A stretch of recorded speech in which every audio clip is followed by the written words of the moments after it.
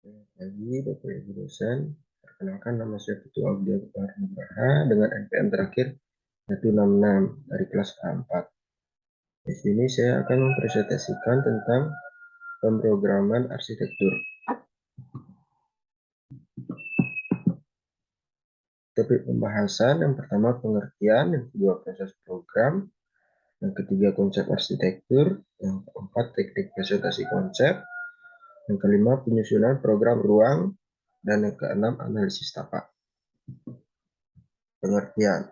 Pengertian dari pemrograman arsitektur adalah proses pengaturan informasi sehingga informasi yang benar dapat secara tepat posisinya dalam proses desain dan keutusan yang tepat dapat dilakukan untuk mempertajam hasil dari desain bangunan tersebut.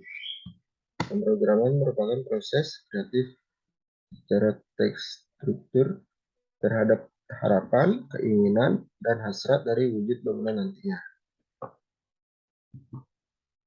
Lalu proses program terbagi menjadi tiga, yaitu identifikasi masalah, konsep, sistematik desain. Identifikasi masalah yang dilakukan dalam merancang sebuah bangunan yaitu agar seorang arsitektur dapat mengetahui masalah dalam suatu bangunan atau cara menangani masalah tersebut sehingga menciptakan keselarasan terhadap bangunan yang akan terbangun. Yang selanjutnya konsep. Konsep desain arsitektural adalah cara arsitek menanggapi sebuah kebutuhan desain dengan menerjemahkan ide-ide yang abstrak menjadi rancangan bangunan yang bisa terwujud. Lalu skematik desain merupakan skema desain awal pada proses perancangan meliputi gambar-gambar, denah, tapak, potongan, denah fondasi, denah atap, serta konsep umum secara menyeluruh. Konsep arsitektur. Konsep arsitektur adalah gagasan yang memadukan berbagai unsur di dalam suatu kesatuan. Konsep esensi atau hakikat. Hakikat adalah menyaring dan memusatkan aspek-aspek persoalan yang rumit menjadi keterangan-keterangan gambling yang lebih ringkas. Hakikat mengandung pengertian dalam aspek yang paling penting dan insting dari benda yang dianalisis.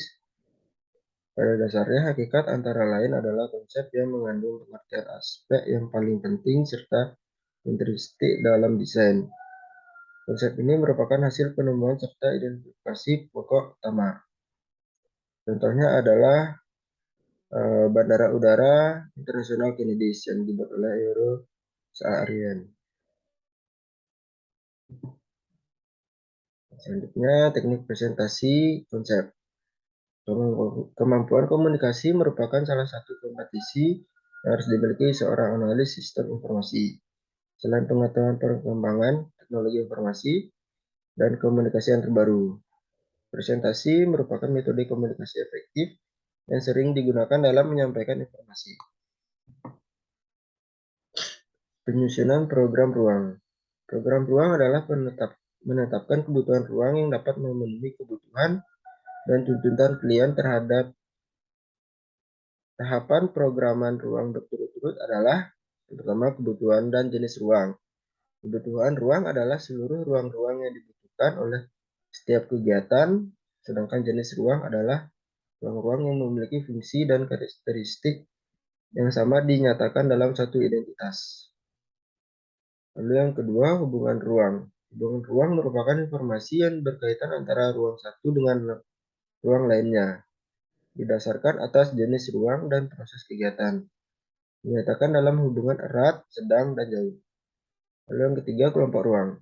Mengelompokkan ruang ke dalam kelompok utama, penunjang, dan pendukung sesuai dengan urgensinya pada satu kesatuan sistem fungsi.